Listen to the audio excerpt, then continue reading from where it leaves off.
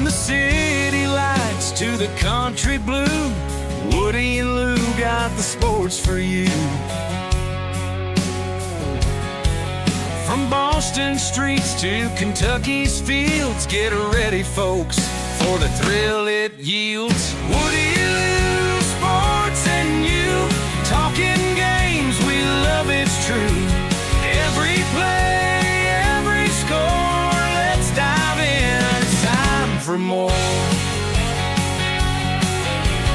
Lacing up the boots and calling plays, debates and laughs for all the days. From Fenway Park to Derby Run, sports talk magic just begun. Woody, Lou, sports and you, sideline stories coming through. Every cheer, heartbeat soar, tune in now, we'll give you more. Celtic screams to Wildcats roar, touchdowns, goals, and so much more. Grab a seat, enjoy the ride, Woody, Lou, right by your side.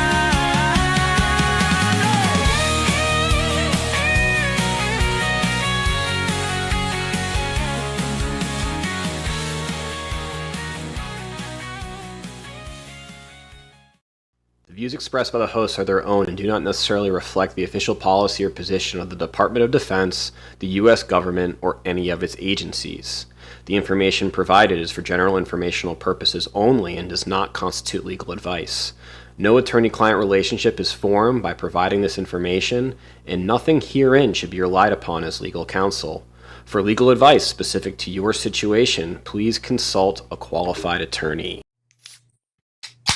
Well, Braxton, maybe one day we'll release the behind-the-scenes footage of Woody, Lou, Sports and You, because I think that our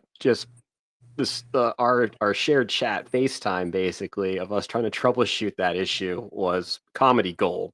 That was the first time we've gone live to each other and then went to the technical difficulties screen while still streaming to each other and no one else in the ether. So that was probably a record for how fast we've gone to the technical difficulty screen. You know, and now you've used like 3 cans because you had to keep just redoing cans. You've transitioned from liquid deaths to beer. So it's drove you to drinking, literally. Yes, this was meant to be just a pure hydration episode. You know, it's a Monday. Got work and PT tomorrow morning, but we didn't strike out, though. I think we hit a home run. We will hit a home run on attempt number 3 of going live tonight, episode 25, a musical chairs farce. So, yeah. Braxton, with that, I think we should jump right into the topics. Well, we have to, I mean, we'll try to do the same intro. We'll lead off before we go into the farce. I think this is the first episode since episode 2 where we've had more subscribers than videos uploaded. So we've eclipsed 26 now. So thank you to whoever's out there listening and watching. And, we really plugged this episode. I was going on Adam Schefter and Matt Jones and John Rothstein's Twitter and just plugging that we're going to talk about whatever they were talking about. And Kaylee's just texting people, posting on Facebook. And then we missed our hit time after being on together at like 8:20, bragging about how we're like 10 minutes ahead of schedule, and we inevitably were 15 minutes late. Yeah, the hidden tape. We did meet our 8:45 Eastern hit time just to me and you. Yeah, and Gavin in the chat, I think that says, who sings the theme song? Me and Dan, I went up to Nashville, and we know some people who are into the industry, and we were able to get recorded on that. I played the guitar. Dan took lead vocals. I harmonized a little bit in the background. So I appreciate you taking notice. And Paul Feinbaum did send a cease and desist for trying to compete for the longest theme song, but we're currently in litigation over that. Producer Kaylee, thank you for the encouragement. You got it, boys. A little bit rattled, but here we are. So anyway, talk about what's going on. It's a farce. A musical chairs farce, like the title of the episode says, Braxton. That's a direct quote from Pete Bevilacqua. I think that's how you say his last name, Notre Dame's That's your athletic attempt to director. say it. What's that? That was your third time trying to say it. There's another name that's going to be brought up on this episode. My sweatshirt, I think, is a bit of foreshadowing, and I have to be very, very careful with how I pronounce that name. But yeah, I mean, Braxton. So for the most part, I'm the one that usually drives asking the questions of your sports fandom. But I think the turntables have turned on this Monday night after the final CFP ranking. So I'm going to let you drive this conversation. Yeah, so and I got to add context. Before meeting you, I was kind of a never Notre Damer, and I was anti Notre Dame in the establishment. Since meeting you, and even recently, a couple recent weeks, like I've transitioned where I'm for Notre Dame. I'm all in on the Catholic school aspect. It's a very prestigious institution, and then the history of the school. I think it's great. I think it's great that they have their own NBC. Oh, with that being said, the way the last 72 hours have played out for Notre Dame and the comments made by the AD, the back and forth with the ACC, which you had zero leverage in that fight, and the opting out of the bowl game with new contracts, getting people talking about contracts over Twitter. Notre Dame is doing everything they can to ensure that no one ever supports Notre Dame who's not directly in relation to the program. I don't think you're wrong. With the last, I'd say even less than 72. We're not even at 48 hours. We're probably around like 30 hours from when the committee dropped its final ranking. And before I jump into that, I do want to mention that, and I think that your knowing me coincides almost parallel with Marcus Freeman being hired as the head coach for Notre Dame. And I think he's largely responsible for a lot of the never Notre Dame and the Notre Dame haters making Notre Dame more likable. He's a great coach. He's a great individual. He's a great man, Marcus Freeman. So I think that he has done a lot to change a lot of people's perceptions of Notre Dame. I mean, I think it's been well discussed on this podcast, Brian Kelly and what he does for the teams that he coaches. But I think Marcus Freeman, he won a lot of goodwill. However, the events of the past 24, 30 hours, a lot of that goodwill with the general public is probably gone away. Yeah, I was going to ask you. So, like, I purposefully read like wave top stories of what's going on today. I've been at work and I've seen like the Twitter headlines, and like I have a broad stroke view of what's kind of transpired today. But I purposely didn't dive too into it because I wanted to hear your perspective and not have a tainted view, because I think anything I read is going to be kind of from an anti-Notre Dame perspective. One thing I wanted to just jump in, explain to me, we'll start with the lower level things and we'll get into more of the deeper cuts. Opting out of the bowl game. Explain the thought process there from like your perspective. I think I understand what it's going to be, but I'm interested to see what you think about it as a fan. Yeah. So I'll say this as a fan, and I mean this was discussed. I have a group chat with my Notre Dame buddies, and I think a lot of us felt like, and what the national media is saying is, like going home and taking your ball with you. Like it does kind of feel like that. And as a fan, like I want to see them play. Like I want more Notre Dame football. I like watching this team. I like watching this team compete. I like watching this team win. And I'm one that's always like, if you have opportunity to play in a bowl game, like regardless of the game, like how prestigious the bowl historically is, you play in the game to get those extra practices and to get maybe more experience, especially if you're not in the playoff. You're going to have a lot of players opt out. But experience for the younger guys that are going to be, taking their places in the following season and really start building towards next season. So that's where I stand when it comes to bowl games and Notre Dame playing. But all the reports that I've read and listened to is that this decision was player driven. It was totally left into the hands of the players And Marcus Freeman gives, a lot of discretion and empowers his captains. And they ultimately decided that because there would be, so many opt-outs, that this would not be the same Notre Dame team that rattled off 10 wins, convincing wins to end the season. And they would rather, as a team, end on the high note of having a 10-game win streak than to play a bowl game as a team that wasn't like the horse they rode into the game with, if that makes sense. Yeah, and I think it's a high horse mindset, and I don't know if this is generational.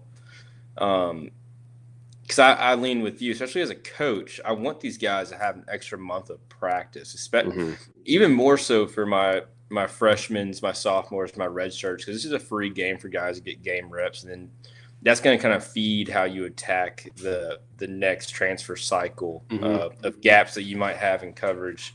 So as a coach, I would want it, but also just as a competitor, you would think these guys would be inversely so pissed off that they want an opportunity to go and pound a team out there. Now, you have the opt-outs and all that, which I don't understand. To think you're going to have so many opt-outs that the team would no longer be competitive, I think that's a stretch. That might be guys giving themselves more credit than they should, and that is what it is. But another piece to it too, if I can, I'll let you finish your thought. I just think at some point there needs to be an adult in the room, and this is probably more from the athletic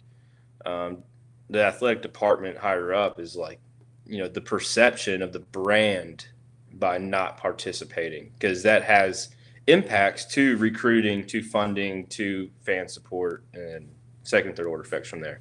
I'm happy that you brought that up, like the adult in the room. And my next point was that this decision is fully supported by the adults in the room, by Coach Freeman and by the athletic director. I'm just going to call him Pete. And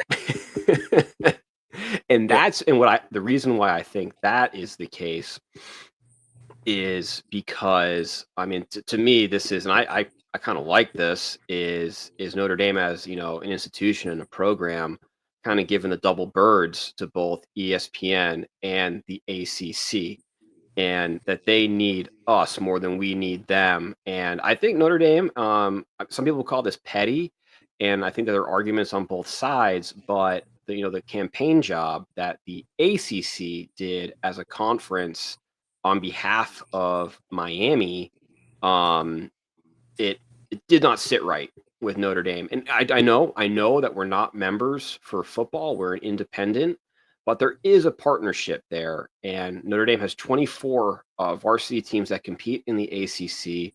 We have an agreement with the ACC to play 5 ACC games. And the state of the ACC right now, and I'm curious what you have to say about this, we prop up the ACC. Those are big games for every ACC team. And people forget that during COVID in 2020, Notre Dame was the reason why they played a full season and the reason why college football didn't fold in 2020.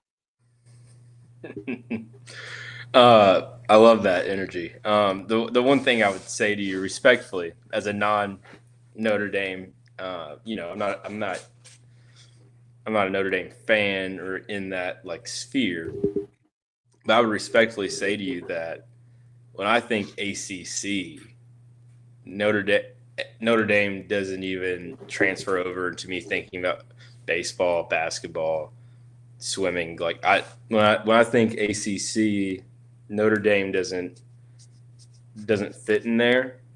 So again, what I'm saying is you can have the partnership all you want, but perception's reality. All I know is you can have the 5-game agreement, but at the end of the day, NBC's calling your shots, and you're an independent. I always thought it was an NBC thing. Maybe there's other reasons y'all are independent. I can get into that too. But my point being is, why wouldn't the ACC pump up Miami? Like, why would you think they would pick you guys over Miami when Miami plays a full ACC schedule? And that's okay. I will say, yeah, the flip side of that, like it does make perfect sense that, push come to shove, if ACC for football is going to pump up Miami or Notre Dame, it absolutely makes sense. They're gonna pump up Miami. However, I think it both could have been in from the ACC standpoint, and they compare Notre Dame and Miami to another team, Alabama.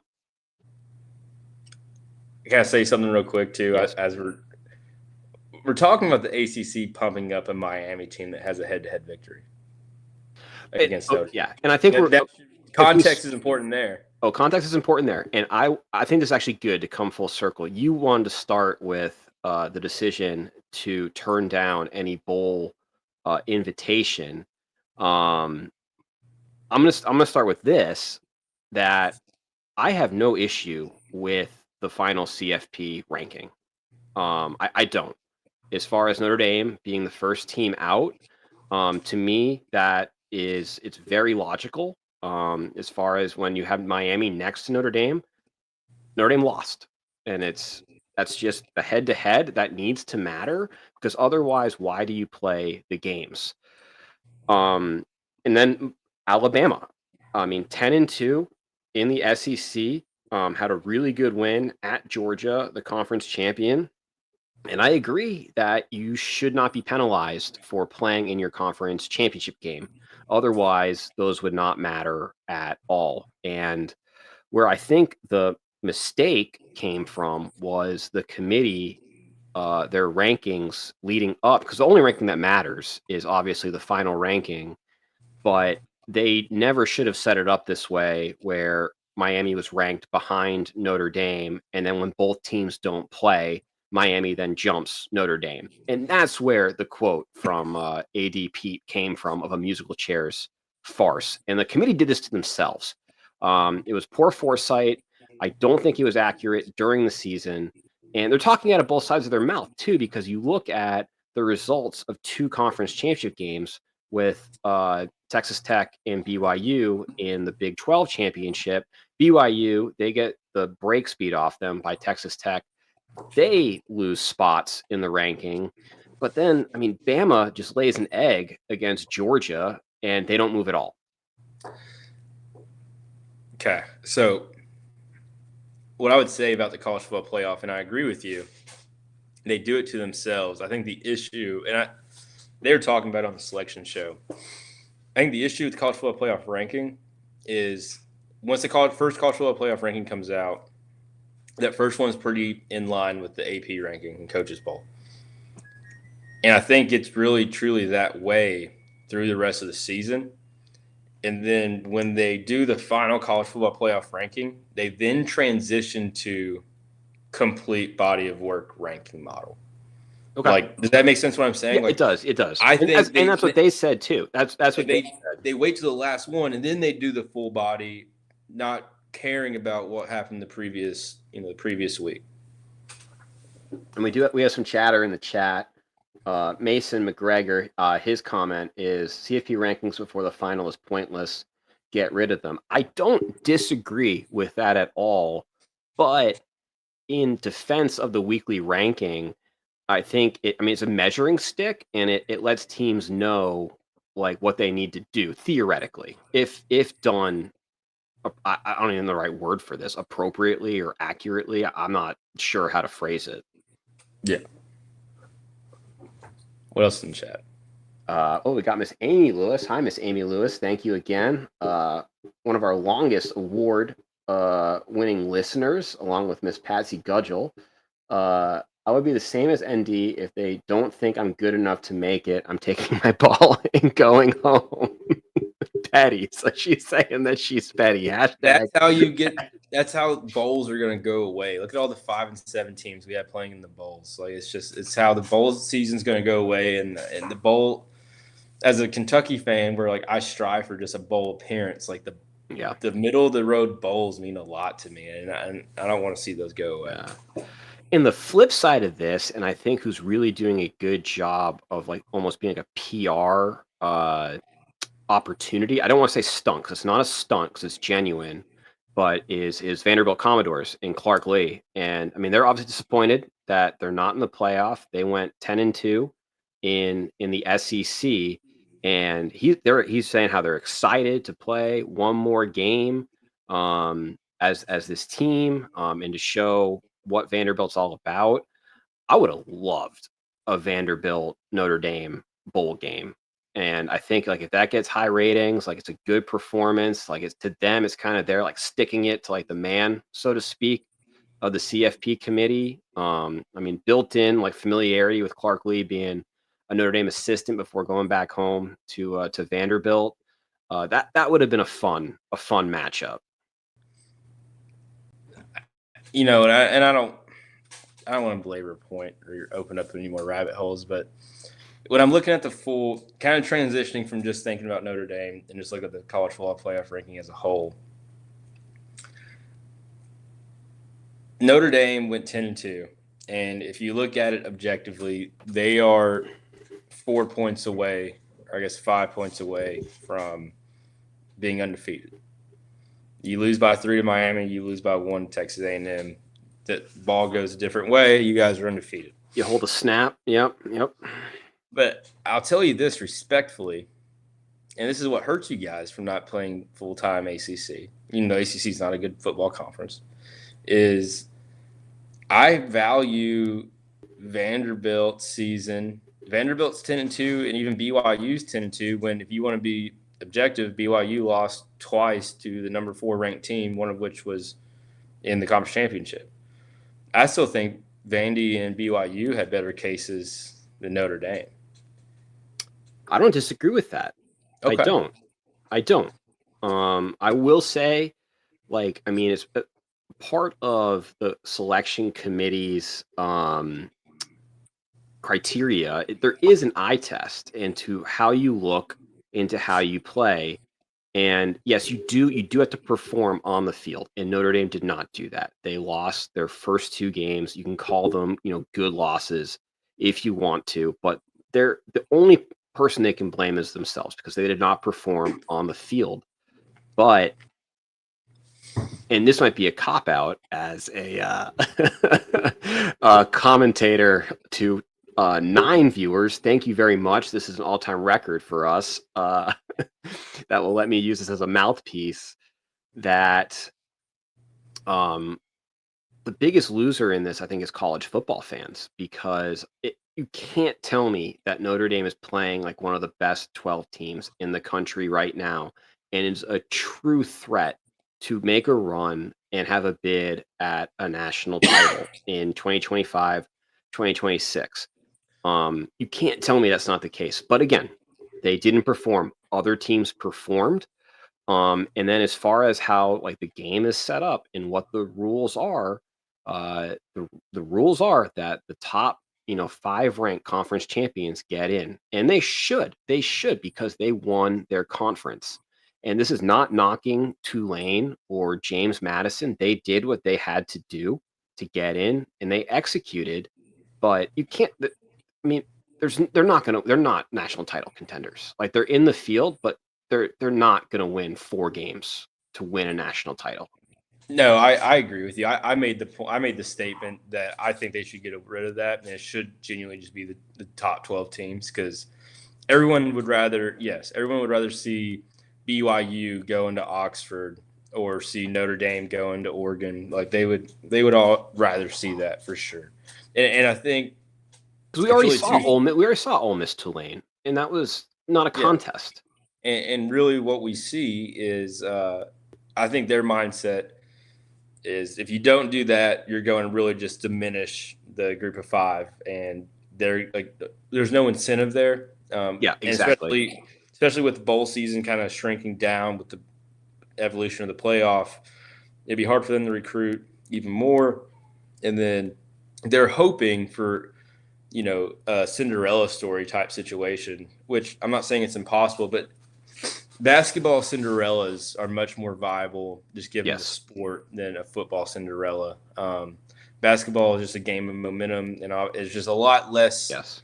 You outfitting a solid group of 8 guys to go match up another group of 8 guys is a lot different than having 75-man roster Yeah. on both ends trying to do this. So And you can in basketball, like I mean, it's a player can take over a game. I mean, just look at Steph Curry at Davidson and what he yeah, was able to do in the tournament. Football just it's not going to happen. there's too many phases in the game for that to be a realistic, continuous thing. I agree, but it is what it is.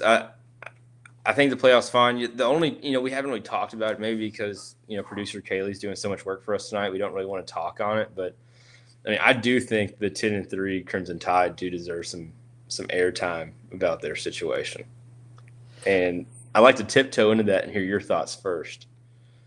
And that's also too where I I don't disagree with them being in the playoff. It's how the committee went about it. And I don't disagree with what you said of how it's almost like two frameworks where in the lead up to it, it's what you've done so far, but then at the end, it's the full body of work. I get it. It doesn't really make sense to me, ultimately, and it just causes frustration and criticism like this.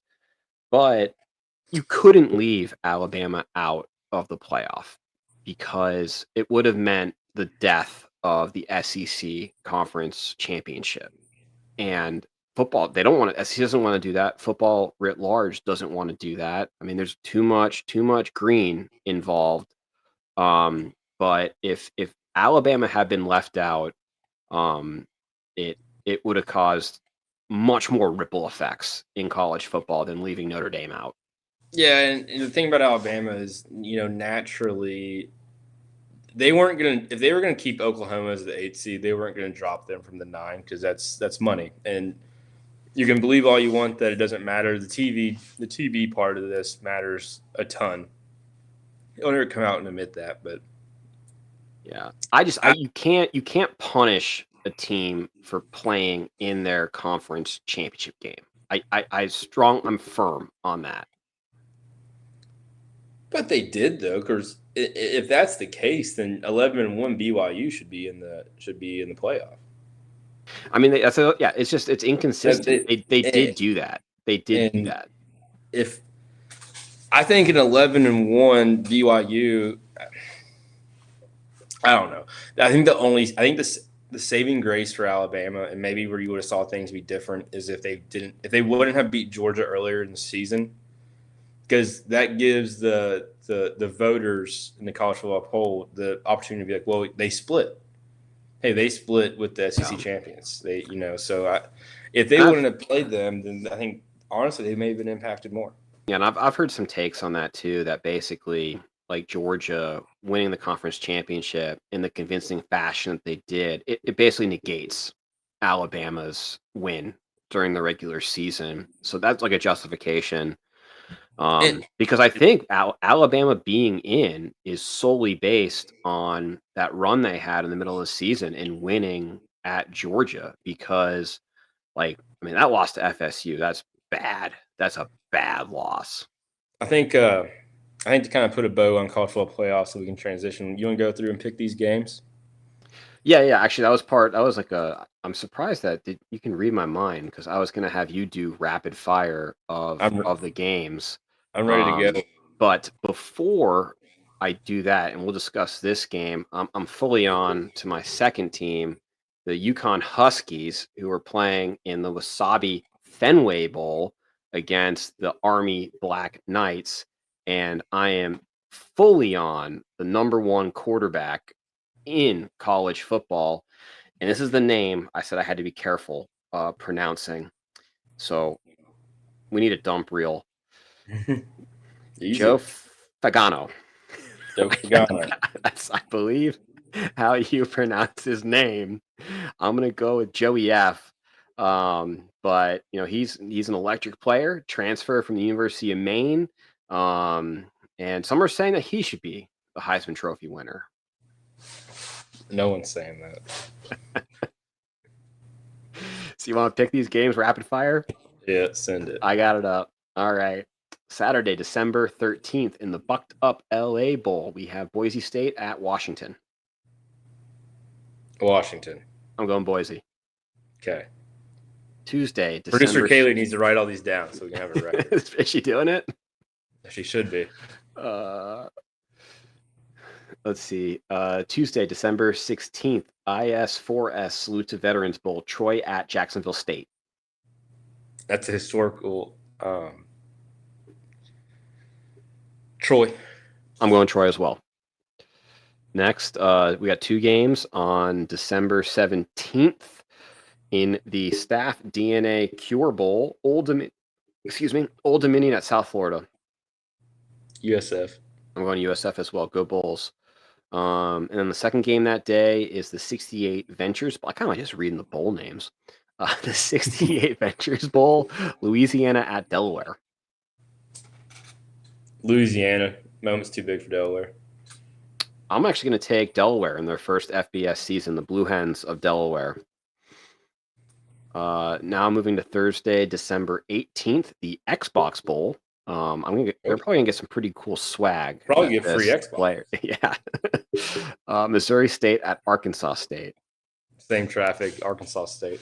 I know nothing about either of these teams, but I like the Arkansas State mascot, so I'm going to go with Arkansas State as well. I mean, by the same logic, you should pick Missouri State because it's their first FBS season. But that's okay. That went right over my head. All right. Friday, December 19th, we have the Myrtle Beach Bowl, Kennesaw State at Western Michigan. Kennesaw State. I want to row the boat with the Broncos of Western Michigan. Kennesaw State just went like 10-2. Great. Okay. Game's at 10 a.m. They ain't ready for that.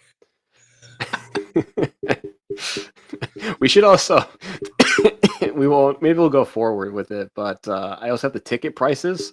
You want to guess those as well. Like Price is Right. I bet Elliot's piggy bank could get me into most of these games. Okay, Union Home Mortgage Gasparilla Bowl, Memphis at NC State. 1:30 p.m. Eastern kick. NC State. I'm going Wolfpack as well. Care to guess what the ticket price is at? Just get in price? Lowest price. Yeah, to get 17. Nah, it's higher. 79. 79? Yeah. There'll be 10 people there. Continue. Okay. Then we got our first college football playoff first round game. Alabama, number 9 Alabama at number 8 Oklahoma. It's hard to beat a team twice. Alabama can't run the ball. Alabama looked terrible. They had, -3 yards against Georgia? Yeah. Roll Tide. Boomer Sooner. All right. No Tide. Roll Tide. Okay, moving into Saturday, we got 3 first-round playoff games. Miami at Texas A&M. A&M. I'm going to go A&M as well.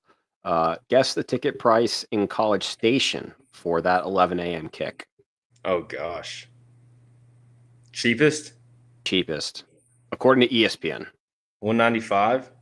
$449. Yeah, I mean, sure. Yeah, I mean, playoff game at College Station. That tracks. That's fair. We got the rematch. Number 11 Tulane at number 6 Ole Miss.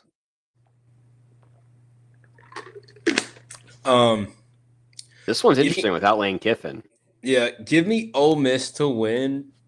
Block of the century. Tulane covers 17.5.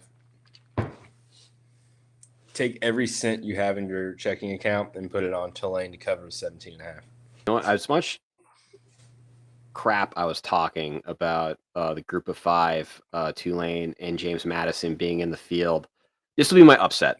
John Sumrall is going to have them ready to play because he's staying with them through it. I think I just don't. I mean, like we talked about last episode, Lane Kiffin is too integral to Ole Miss's performance. This is ripe for an upset. I mean, it's right for a cover. Gosh, 17.5 points. That's crazy. Then we got the last of the first round games. Number 12, James Madison, going to Eugene, Oregon.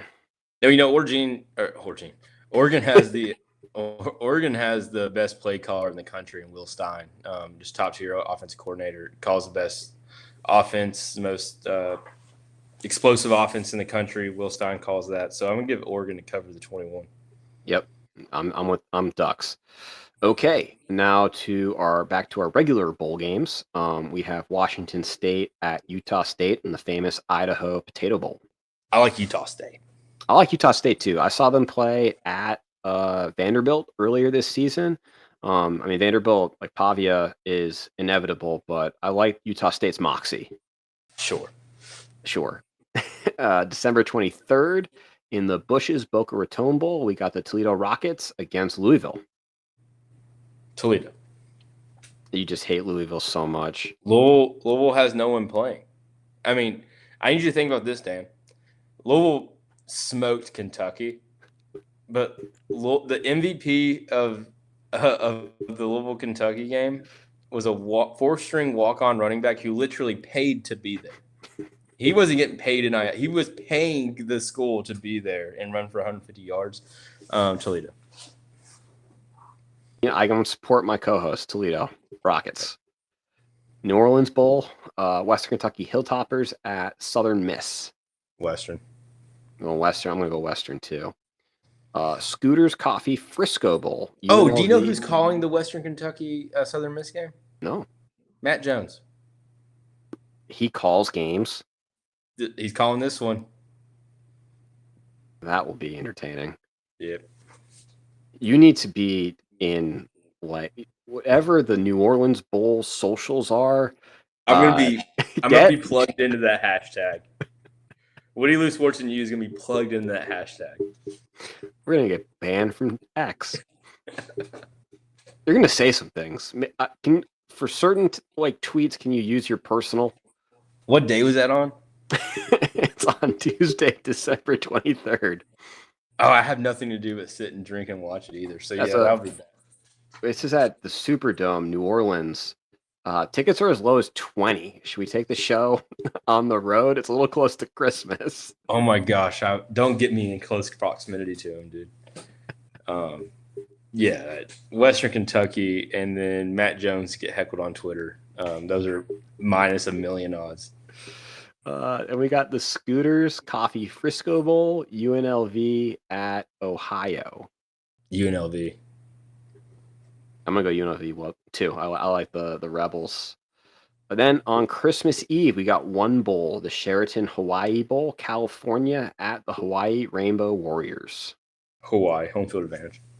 Yeah, I'm gonna go Hawaii too.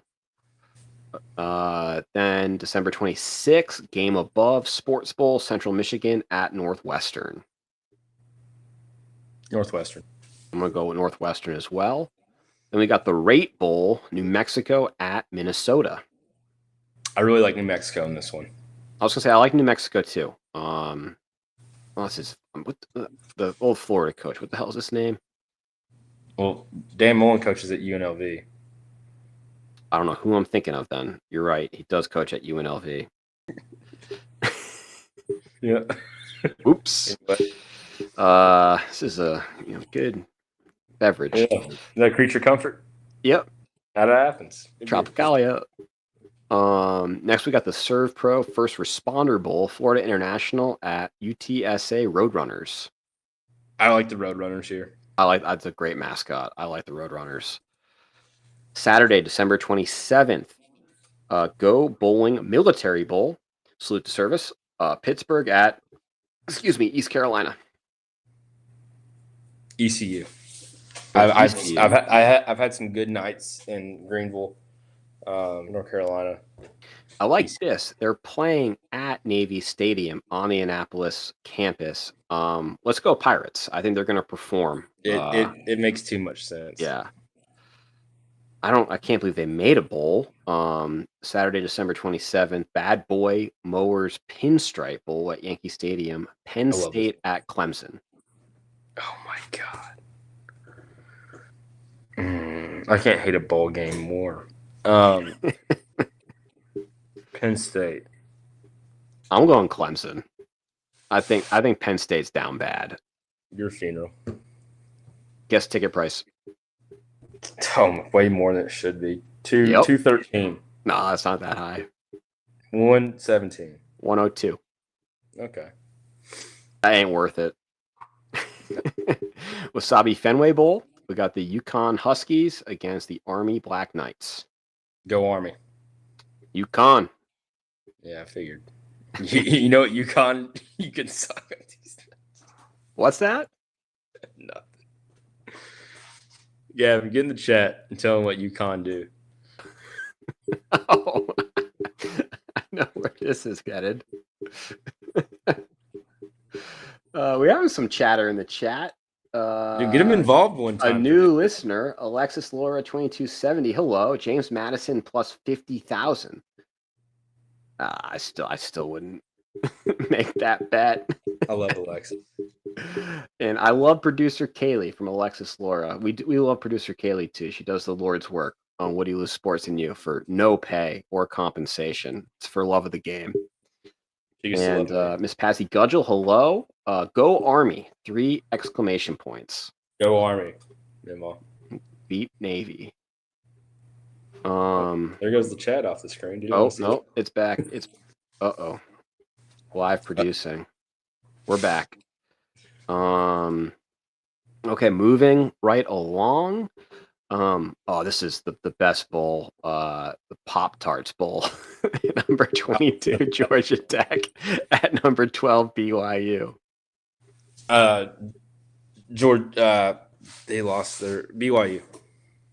I like Haynes King. I think he's going to bounce back in this bowl game. Snoop Dogg, Arizona Bowl. Miami, Ohio at Fresno State on the CW. Give me Fresno State. Let's travel involved. Fresno State. Yeah, I know nothing about either of these teams. Guess ticket price. Oh. 48. This one's at 25. Oh, okay. I'm all over the place. Isleta, New Mexico Bowl, North Texas at San Diego State. North Texas. I'm going to go North Texas, too.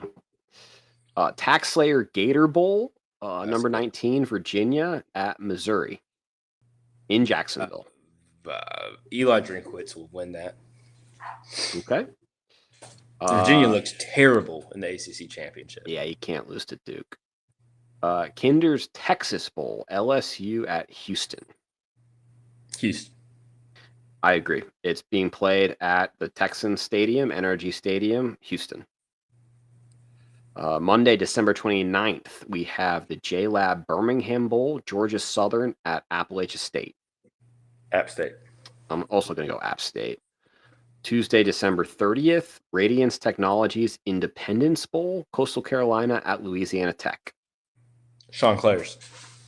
Yep, they're basically playing at home. I'm going to go, oh no, never mind. That's Coastal Carolina. No, I'm going Louisiana Tech.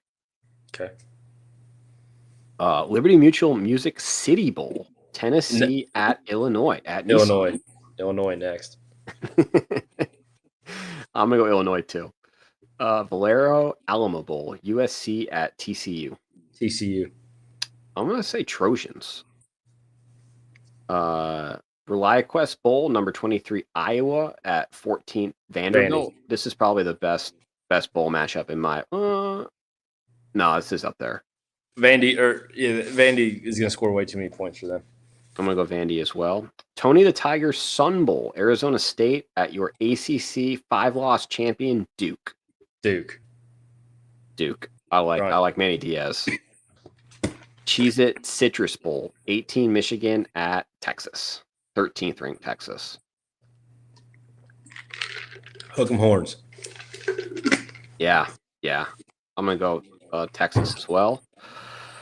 The SRS Distribution Las Vegas Bowl, Nebraska. Shout out SRS, Mason McGregor. Oh, yeah. Shout out SRS. I don't know what that is, but Nebraska, 15, Utah. And the next games on New Year's Eve and then New Year's Day are all second round matchups in the playoff. January 2nd, we have Rice at Texas State in the Lockheed Martin Armed Forces Bowl. Rice. I wanted to play baseball there as a kid. We'll go with Rice. AutoZone Liberty Bowl, Navy at Cincinnati. Cincy. Scott Satterfield. I'm going to go Navy. Arizona Trust and Will Holiday Bowl, number 17 Arizona at SMU Ponies. SMU. I take back everything I said. There's far too many bowls. There's far too many bowls. We need to shrink the game. Holy. We got one left. On January 2nd, Duke's Mayo Bowl, Wake Forest at Mississippi State. I watched Wake Forest get ran by Florida State, a bad Florida State team. Give me Mississippi State, 5-7. Mississippi State, Bulldogs. Okay. That was a long segment, but that was kind of fun. You got to be a niche listener to enjoy that. Brax, oh, here we go. Kaylee's writing them all down. Gavin says UConn, go Huskies. And Angela Lockhart, Braxton, I've picked just about the same as you. So she's riding with Braxton and Braxton's bets. It was pretty good this weekend, right, Braxton? I win McFadden. I win Trooper Mac a lot of money. I'm like his shadow bookie here in Georgia, and I won him a lot of money just fading Kentucky basketball. I was going to say, I think, so the chat, you probably should ride Braxton's bets. I mentioned this to Braxton over the weekend with his bad luck and his terrible triangle knee injury. It had to break the other way in some direction, and it's only appropriate his bets are landing. I won Ryan like $500, and he texted me, "What's your Cash App?" I thought he was going to send me a significant amount of money, and I said, "I don't have Cash App." He said, "Well, I'll give you a free $10 bet whenever you want it," and that was nice. He didn't have to do that. But I think I need to free $10 bet. I need to relook my bookie fee, like my shadow pick fee. Braxton's bets. That was fun. That was fun. That was fun for us. I don't know if it was fun. It was fun. I enjoyed it. I could have nerded out, but I think this will be fun for the chat. And playoffs. We got to do the playoffs. What do you mean? We got to do the playoff games. We did playoff games. The first round. We got to do second round. We got to pick a winner. Okay. All right. Let me pull this up. I got you. Oregon, Texas Tech, and the Capital One Orange Bowl. Oregon. Texas Tech. I'm going Texas. Actually, I like Texas Tech a lot. They look really good. Will Stein, like I said, he's the best offensive mind. Alabama / Oklahoma, Indiana. Indiana wins that. They're the best team in football, right? It pains me. I was talking a lot of smack They're the best team, dude. Over text to multiple people about Frank Signetti and how he looks like Frank Grimes. I don't know if anyone's seen that Simpsons episode, Homer's Enemy, Grimesy. Look it up. You'll agree with me. But Indiana's winning is it Orange Bowl? The Rose Bowl. They're going to win the Rose Bowl. All right. Presumably, it's going to be Ole Miss, Georgia, and this All-State Sugar Georgia. Bowl. I agree. And then winner of Texas A&M, Miami, Ohio State. I'm taking Ohio State chalk. You? Texas A&M against Ohio State. Ohio State. Yeah. Okay. So Oregon / Texas Tech. I have Oregon. You have Texas Tech versus Indiana. I'm taking. Will Stein's just the best offensive mind in the country, man. Give me Indiana winning the Peach Bowl. You? Tech. You got Tech. Okay. Tech's a good team. Tech's a good team. Georgia, Ohio State in the Fiesta Bowl. Gotta be Ohio State. All right. So I got Indiana. I got Indiana, Georgia. Your championship? Yeah, you got Texas Tech, Ohio State. I got I want to pick Indiana, but history tells me I like Georgia winning it all. It's a good pick. They're looking good. This is chalk, but this is shaping up just like last year where Ohio State lost to Michigan and had to do a home playoff game because they didn't win the conference. I think Ohio State's going to go on another beat everybody tour, back-to-back national champions. Okay. Yeah, I mean, I told Kaylee this. I watched that whole game. It was a great game. Yeah, it was. I agreed. I was like, they got to make Ohio State the 2 or the 3 seed because they have to. I think they definitively in that championship game showed they were the best 2 teams in the country. So they had to shape the bracket. Indiana deserved the 1, but they had to make it to where they can meet back in the championship. They couldn't be a. So I'm happy with it. All right, I got Georgia, and you have Ohio State. Ohio State. That sucks. Once again, Angela Lockhart, 5107, is riding with Braxton's bets. Georgia, dogs. It's good. It's a good bet. It's a safe bet. Smart move. Mason McGregor, he's saying Buckeyes not being touched. Big Ten ship was a fluke. So he's with me. It was a fluke. Yeah, no. You just didn't get held to. Okay. Okay. Okay. All right. So we're in the interest of continuing to pick things. I had 2 things I wanted you to be prepared to discuss. Yes, and we got one in the ticker topics. And for those watching and listening at home, I think we already discussed the conference championship, rolled into Notre Shame. So we're going to move on. Braxton? Yeah, I was saying, I think they got. Yeah. So anyway, as you're transitioning. Well, I was saying to our next topic. You were. Do you want to do fast food or do you want to do Mount Rushmore Christmas movies first? Let's end with the Christmas movies. Okay. I have no clue where fast food is going. I was watching a video today and someone asked somebody what their top 4. I don't know why they said not 3 or not 5. So their top 4 in order of fast food restaurants. In order. 1 to 4. And I wanted to get your take, and that's going to provide you mine. Now, me and Kaylee discussed this over dinner.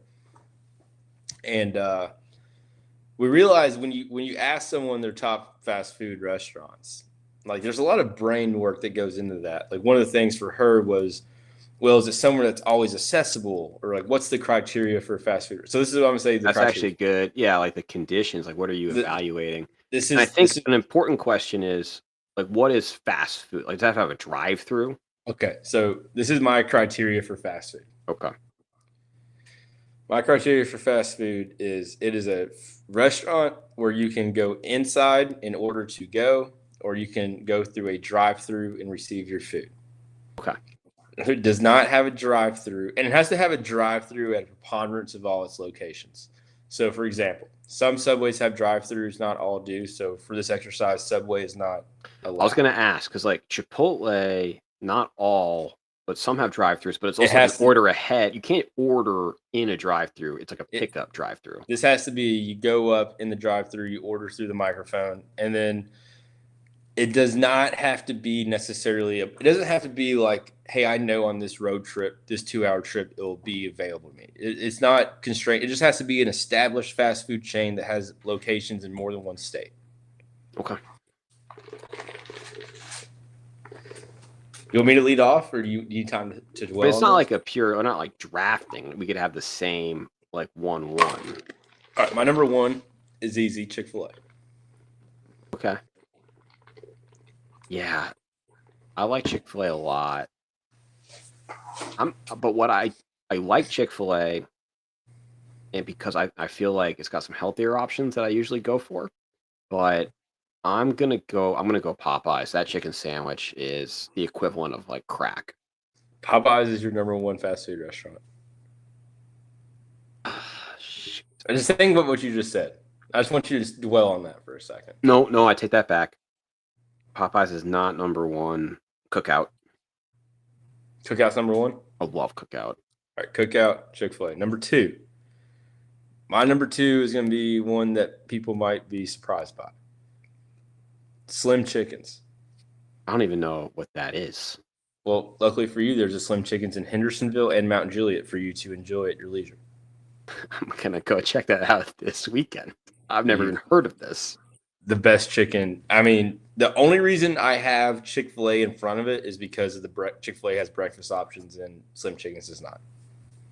The Slim Chicken wrap, you can get it in any of their sauces. They have wings, they have strips, they have anything you could possibly want. Slim Chickens is my solid number 2. You do love. I know you're a big wrap guy. And I know where they're located. So you have one in Hendersonville, one in Mount Juliet. You can go hit it this weekend. Go get it before you watch or There's not really no football to watch, but before you watch what we're going to watch. We got Army Navy this weekend. Yeah, we got Army Navy, so you go get it before the game. I'm going to go Chick-fil-A number 2. Okay. Cookout, Chick-fil-A Slim Chickens. My number 3 is a hard one. And you're not going to know this restaurant either. My number 3 is a place called Jack's. They have Jack's in Tennessee, Alabama. There's like one in Georgia. It's essentially you could go there and get a burger. You go in there and get a fried chicken plate with mashed potatoes and mac and cheese, or a burger and fries. They also have breakfast. So if you have a Jack's near you, I implore you to go. Not Jack in the Box. Jack's. Different. It's called Jack's. Never heard of it. Okay, cool. What's your number 3? So this is not like, this would actually probably be, no, this would be number 3, but this is like a regional thing. There's only a few locations in New England, but Bill and Bob's Famous Beef. Is it in multiple states? Yes, there's one in New Hampshire. Bill and Bob's Multiple Meats. Famous Beef. That's not multiple meats. Bill and Bob's Famous Beef. It's the quintessential North Shore hot roast beef sandwich on an onion bun with, I can't even describe the barbecue sauce. It's like a tangy barbecue sauce. It is fantastic. I'm scared to Google this. I feel like you just AI'd this because it says quintessential North Shore roast beef. Did you just Google this? No, that's just, everyone knows that's what it is. I'm seeing there's only one location in Salem, Did you just Woburn, and Peabody. This is only 3 locations. This is only in Massachusetts. No, there's one in Portsmouth, New Hampshire. Okay. I don't think this counts, Dan. Okay, under protest, it's staying at number 3. I'm looking at images and it doesn't. Okay, number 3. So you got Bill and Bob's Famous Meat, and then number 4. What do you call it? Multiple meats. Multiple meat, one each. For number 4 for me. Okay, wait, hold on. Criteria, okay. Not Jack's. What was Slim Poke Chicken or Slim Chicken? Slim Chickens. You mentioned 2 locations in Tennessee. Where else are they? They're in Elizabethtown, Kentucky. They're in Fort Leonard Wood, Missouri. They're in Lynn Haven, Florida. Okay, fair. Point made. Okay, they're in Tallahassee, Florida. I've ate at that one. I ate at a Whataburger in Tallahassee. Drove down the road to go park in a parking lot to eat the Whataburger. Saw that I was next to a Slim Chickens, and then went and got Slim Chickens. That's how much I love it. Ooh, a twofer? Twofer. That's pretty good. Kaylee says she wants some Bill and Bob's Famous Beef. It's fantastic. It's an Arby's, but As I say, it's a New England Arby's with a questionable name. Much better. And they have pizza rolls. My number 4, I'm gonna go with you, is Cookout. But if I had to do, I'd like to do this list with just breakfast, because my breakfast fast food only would be totally different than my lunch fast food. Okay. I think that's fair. Hardee's has to be included, and Hardee's has the best fast food breakfast. We're at number 4.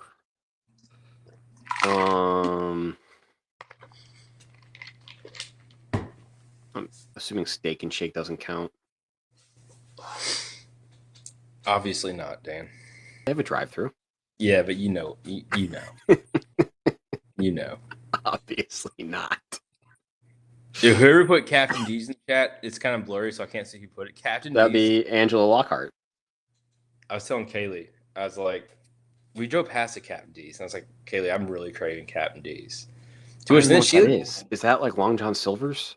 Yes. Yes.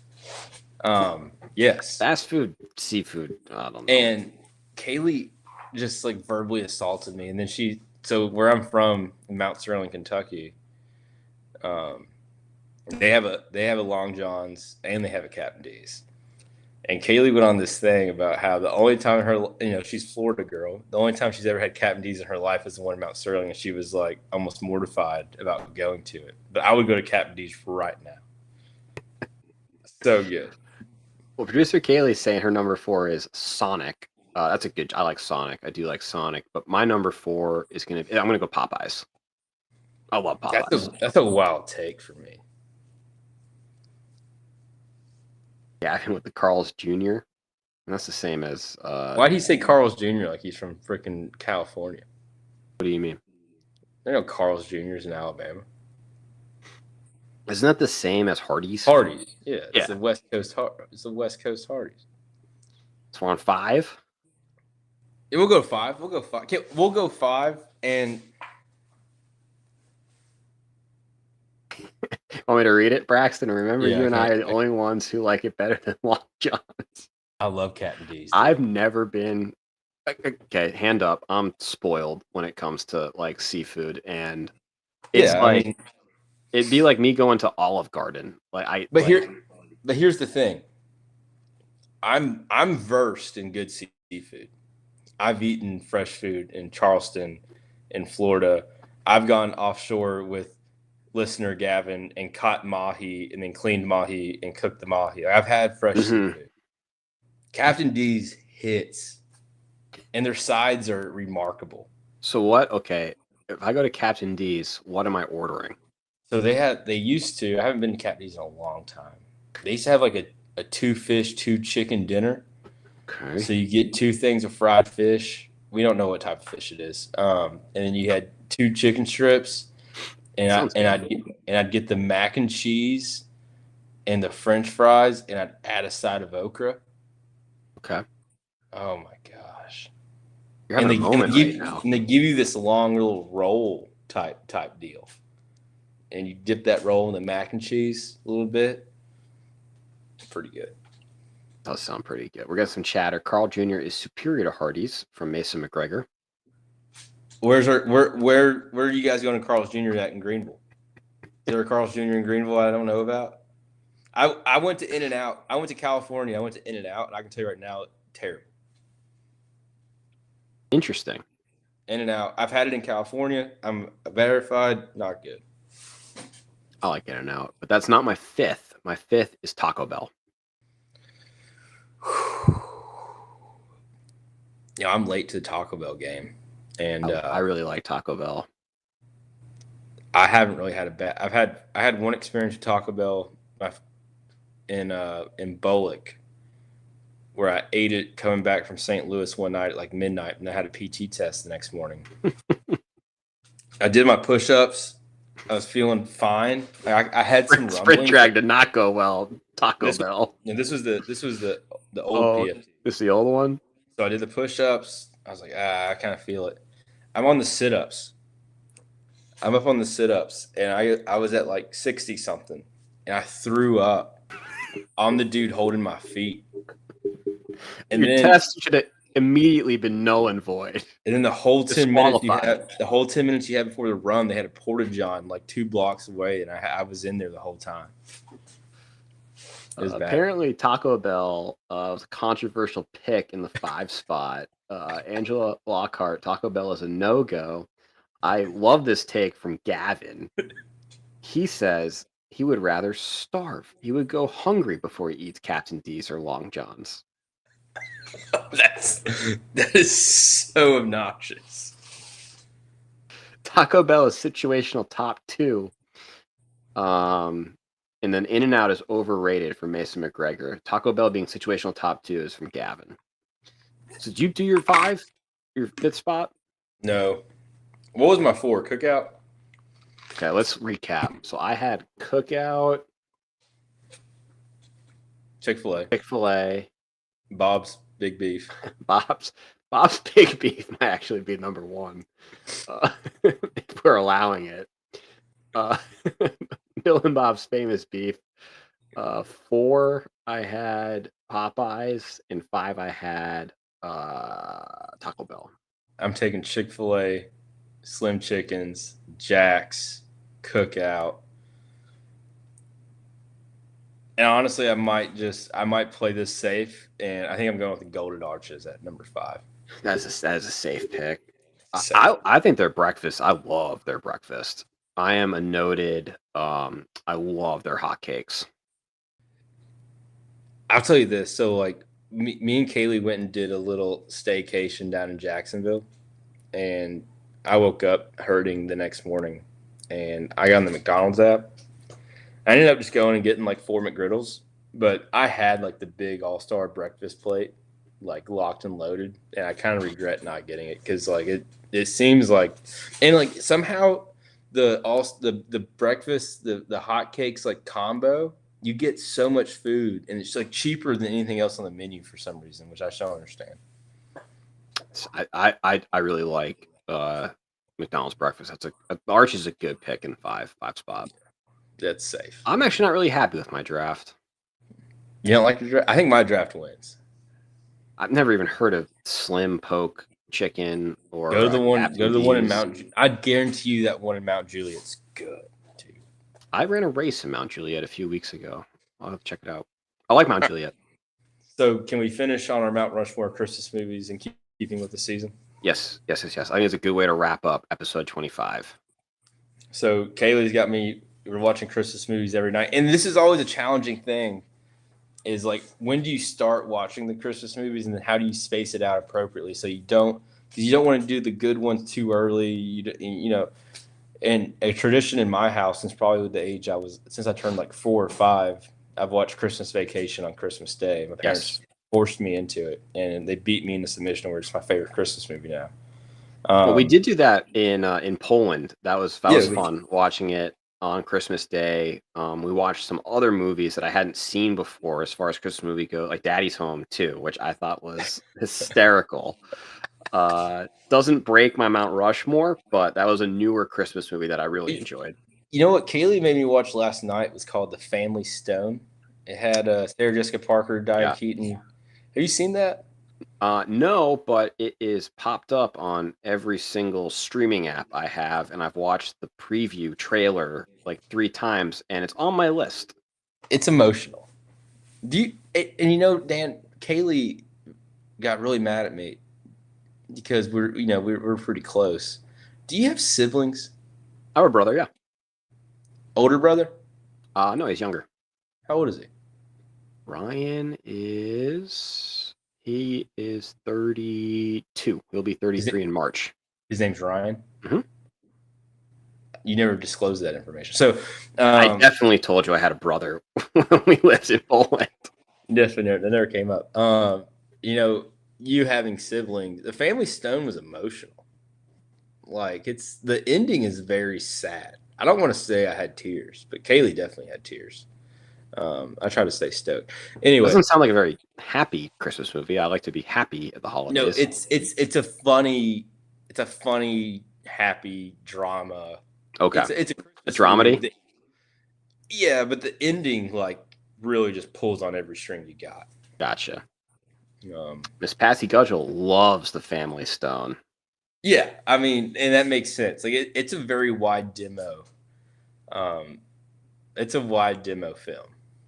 So I do want to do this before we get into it. We do have some chatter that I missed that I think is very funny. Mason McGregor can't believe Braxton wasn't on the Wednesday Zaxby's. Kaylee's a bit upset no one else on the Whataburger train. Any comment on that? It's fine. Gavin, this might be a hot take. Guthrie's and Cane's both better than Slim's. That's false. Just false. That's false. Kaylee agreed with that. Guthrie's and Cane's are phenomenal, but if we're talking, they got a wrap, Dan, and you know what a wrap does to me. I know. I could eat a chicken wrap every. Love a wrap. And then producer Kaylee wants you to get McDonald's breakfast tomorrow. Is that possible? When? I'll let you discuss that offline. We got gunnery table 3 in the morning. No. So what Mason was talking about, you know, at the Citadel, we got leave on Wednesdays. You could leave from like 3 to 7 or something. So me and Mason we called it Zaxby's and Tweez because you couldn't drink at the Citadel, right? Right. And hopefully I don't get retroactively like my ring taken from me. But we'd go to Zaxby's, the one out there in guess it was in West Ashley somewhere. And anyway, we'd get Zaxby's, and we'd go to the sketchy Circle K across the street, and we'd get the large Zaxby's drinks, and we'd dump them, and we'd buy 2 Twisted Teas and pour them up in our Zaxby's drink, and then we'd walk in with our Zaxby's and our Zaxby's drink, but it had Twisted Teas in there. That was our Wednesday. That's how we partied in college. Small things like that. We had a very different college experience. Yeah, and we're risking our lives doing that for some Twisted Tea. What a rush that must have been. Yeah. No, it was, yeah. It's sad when you say it out loud now in hindsight. And then we're getting some chatter on Christmas movies and when to start watching them. Angela Lockhart, 5107, won't start watching Christmas movies till after Thanksgiving, but Christmas Vacation is the best and classic. Then A Christmas Story all day. Yeah, I mean, they got the 24-hour marathon. It has to be on in the background. I think that's pretty safe. Okay, so you ready to do this? Yes. Now, this is not a draft, and Mount Rushmore is no particular order. Just Mount Rushmore. Just your 4 movies. Yes. Okay. We'll lead off with the obvious one in Christmas Vacation. That's on my list. Yep. All right, so we're 1-1 right there. Yep. Number 2 for me. No order. Grinch Stole Christmas. Now, and the cool thing about this is a twofer, so I'm equally invested in the 1966 version as well as the Jim Carrey version. Those are simultaneous, morphed head on my Mount Rushmore. You didn't like there was a newer animated one that I really liked. Elliot is obsessed with it. Not as good as the other 2. Okay. All right. The Grinch is not on my Mount Rushmore. Okay. This might be pandering to a certain segment of our award-winning listeners and chat, but I'm going to go with Love Actually. I don't even know if I've seen that.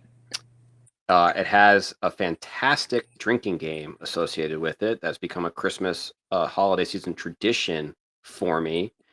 To our listeners, if you're of age, I encourage you to do it and to also drink responsibly. So have an Uber or a ride arranged because you will get inebriated by strictly following the rules of the Love Actually drinking game. I bet Kaylee is just smiling ear to ear right now, back in the bed listening to this. Love Actually. Yes. Hugh Grant, Liam Neeson. Yep. Dan, I've never heard of it. You have got to be. What? You've never heard of Love Actually? No. It's got Keira Knightley. Well, I know Kaylee's gonna make me watch it now, and then she's in. No, so watch it, but I'll send you the rules. We can do this on the socials too. I'll send out the rules to the game. The game will make it much more entertaining. You drink it while you watch it? Correct. Oh, so it's not a game they do in the movie; it's a game you do while you watch it. Yes. So if I can do a drinking game and watch it, then I'm all in. That could be our Friday night. It's very fun. Maybe we do like I don't know if I want to do that live. I was going to say a live stream of me and you, but both employed. All right, so I got Christmas Vacation Grinch. You got Christmas Vacation Love Actually. I'm going to take, and I feel like this is so just unoriginal, but I got to take Elf. Elf's good. Yeah. This is a deep cut that I don't think you have not seen it. I know that for a fact, Braxton, and probably no one in the chat. It is a more recent movie that hits close to home because a major theme was a tradition that my family had growing up is Feast of the Seven Fishes. It's on Amazon Prime right now. I highly recommend it. Feast of the Seven Fishes. Yes. You Googling it right? Google it right now. I need you to explain this to me. So the Feast of the Seven Fishes is an Italian tradition where Christmas Eve is actually the bigger holiday than Christmas Day. And it's supposed to be like a fast during the day. And then at night, as you're waiting, till midnight, you celebrate by having 7 different types of fish. The number, it doesn't and let's talk about this in the movie, which is very funny when the main character describes it to his love interest. We don't really know where 7 came from. It's not ever really 7. It's got to be like an odd number. And growing up, we got very liberal with fish. And I would say we did not do fishes. It was a certain type of seafood. And it hit the movie in like the tradition it shows in like the Italian like extended family dynamic just hits very close to home for me. And I really like that movie. Seven Fishes Christmas movie. Yeah. Okay. Okay. It got an 88% Rotten Tomatoes. It's a fun it's a fun movie. Okay. I kind of it's a Mount Rushmore. I'm gonna do, and I think this has definitely changed since I became a father. Pre-father me would probably say Four Christmases would be my my additional one, but Reese Witherspoon and Vince Vaughn. Yeah, but with the addition of children in my home, I think I got to axe that one and now do Mickey's Christmas Carol. Mickey's Christmas Carol. Big fan of that one. The House of Mouse, like we said, floss around a certain organ. The House of Mouse owns me. Got dollar bills coming out of his butt. So then for my final pick, go ahead. Who put the holiday in the chat? That would be Kaylee. Of course she did. Is that even a Christmas movie? Dude, she tried to make me watch that stupid film last night, and that's why I watched The Family Stone. It's so freaking bad, dude. It's a terrible film. Angela Lockhart, 5107, she agrees. Love the holiday. I don't think it's a Christmas movie. If that's a Christmas movie, Die Hard's a Christmas movie. And so that was my fourth pick. Is Die Hard. Kaylee is. I told her, how is Die Hard not a Christmas movie when the Nagasaki building is literally celebrating their Christmas party? It's the Christmas Nakatomi Tower. Nakatomi, that's what Nagasaki. Nakatomi. Nagasaki was something else.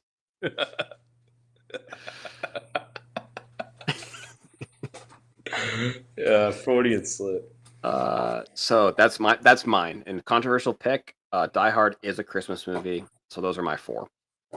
Fair enough. I think we got my list. I don't think anyone shares my list, but I like being unique. I don't think anyone has the fishes. It doesn't have it's not even rated PG or PG-13. It doesn't even have a rating. I know. Now we're getting a lot of honorable mentions in the chat, and there's so many. We had to pick 4, but Mason McGregor, Home Alone, Jingle All the Way. Jingle All the Way is so funny. That was on TV recently. And Sinbad and Arnold Schwarzenegger are a great duo. I was never a Home Alone guy. Really? Never a Home Alone guy. The stories seem too far-fetched for me to get into. It's funny you said that like in your youth, but it is also like, I mean, Kevin McAllister is like 6 in the first one, and he's a very precocious 6-year-old then. You think I could go across the ocean and have my 6-year-old at home and Kaylee wouldn't have known that? A different time, I guess, in the 90s. It's a lack of accountability. That it was. But yeah, all the classics, I agree. Office, I saw that. Office Christmas Party was pretty funny with, I think Jason Bateman was in that. I'll tell you this. The thing about Christmas Story, and I had one as a kid, I want to buy a Red Ryder. BB gun? Yeah, I used to have one as a kid, obviously, but I want to buy one just for adult me now. And that movie always makes me want to like get on Walmart.com and order one. Yeah, Christmas Story it's fantastic, and they have 24 hours of a Christmas Story.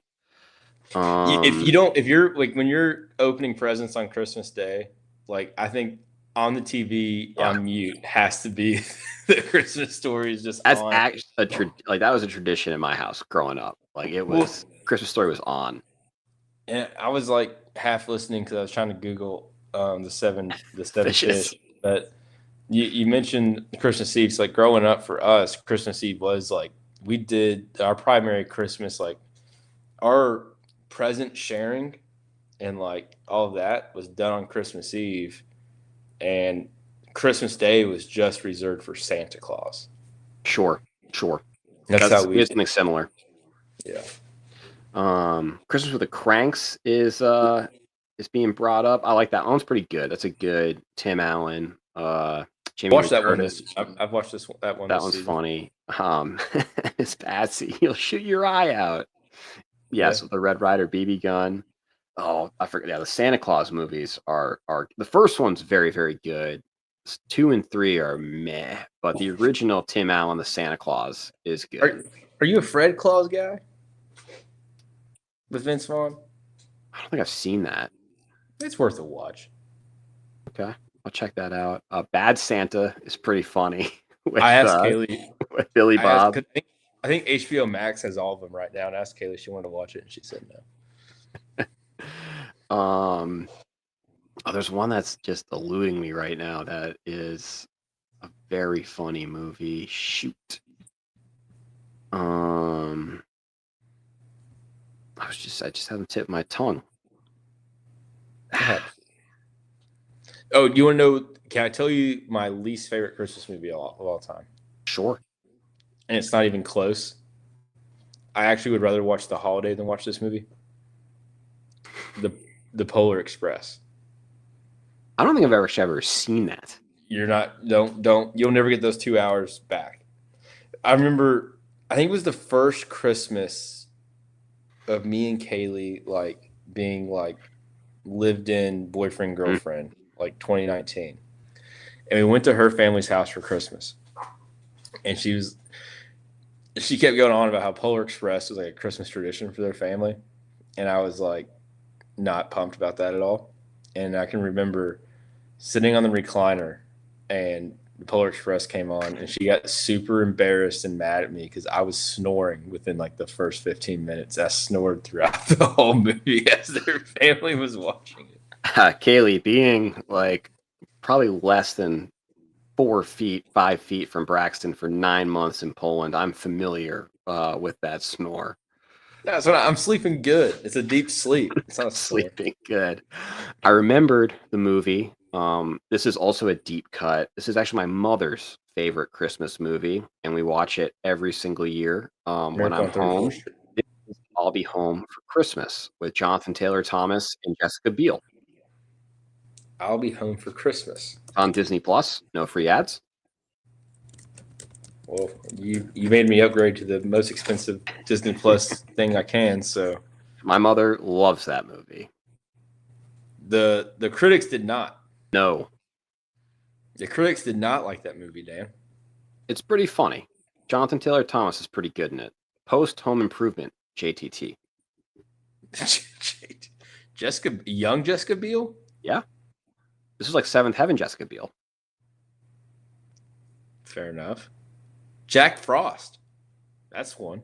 Oh, Michael Keaton. That's pretty good. Oh, I don't know if this is in the chat. I wanted to watch this last night, but Kaylee vetoed it. Deck the Halls, because Deck the Halls is she put that in the chat. Well, she didn't want to watch it yesterday. That's how I felt in my dispute with my neighbor about putting up the Christmas lights. Deck the Halls. What's that one about? It's when the new guy moves in and he wants his house to be seen from space with his Christmas lights. You gotta watch.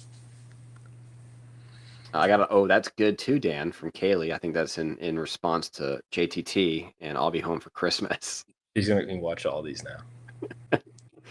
Seven Fishes needs to be number one on your watch list. That Where movie do I find that? On Amazon Prime. I mean, I feel like I gotta watch it just in support of you.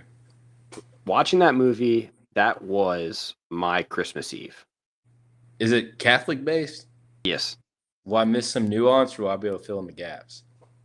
No, I don't. I think it is Catholic based, but there's not like it is by no means a religious movie. Fair enough. Okay. Yeah, that was fun. Yeah, it's a fun episode. We went for a pretty long time. I think we broke a record on third attempt. I think we had like 9 views at one point. We did. We got some new commenters, some old commenters. This was fun. Matt Hatter's been sleeping for 3 hours. He's in REM sleep. He isn't. He's probably snoring. He just missed the best episode. I know. Now, what would Matt Hatter's Mount Rushmore be? Christmas Vacation. Yes. I don't know if Mom's still in here or she's awake. Christmas Vacation. I'm trying to think what we watched growing up. Four Christmases, I feel like would definitely be on there because I like that movie because of him. Christmas with the Cranks.